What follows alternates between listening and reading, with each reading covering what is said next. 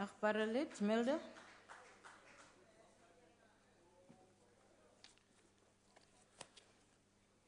Honourable Chairperson, a disservice has been done to this debate. The fact of the matter is that this debate was asked for in terms of Rule 130 of the Rules of Parliament, which deals with urgent matters of national public importance. Now, obviously, the topic does not favour what the ruling party would like to have on the table, but to schedule this debate about 14 days after it was requested, at 4:20 in the afternoon, doesn't do justice to the topic of the debate.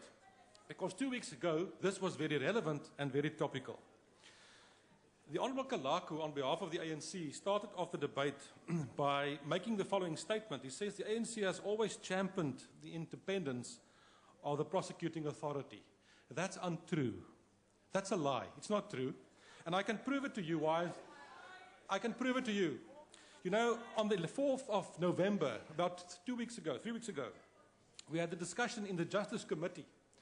And one of your colleagues, a senior whip that normally sits here, tried to defend what the ANC did with regard to the prosecuting authority after the Director of Public Prosecutions, Mr. Abrahams, was asked to come to the Luthuli Huis. And she defended it by saying, there's nothing wrong in visiting the ANC, because working for the NPA means you are actually rolling out the mandate of the ANC as the ruling party. That was her point of view.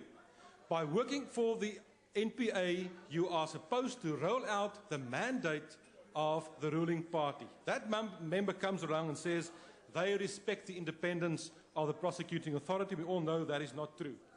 And then the honourable member goes on and he says, we should not badmouth South Africa. We should, as a united team, try to foster the whole situation of investments in South Africa. There's no worse way to badmouth South Africa to charge the Minister of Finance on trumped-up false charges and to send that message into South Africa. We can all do our uttermost, our best, our very best, to project a positive image of this country. But if you charge the Minister of Finance, you shouldn't be 100% sure, you should be 1,000,000% sure. The Director of Public Prosecution said in his press conference, he perused the evidence, and despite that allowed the prosecution of the Minister of Finance to continue, only to come back 3 weeks later, completely ashamed, and to withdraw those charges. It's an absolute travesty of justice what happened in terms of this whole process. Why did the Director of Public Prosecutions have to go to Luthuli Huis, where the political decisions are taken by the ruling party? Why should he go there? It's absolutely unacceptable. He should not be seen anywhere near that specific place. Die feit van die saak is dat die openbare, dat hierdie vervolgingsgesag misbruik word deur die ANC, en daarom is dit absoluut onaanvaarbaar. Orde, u se tyd is om.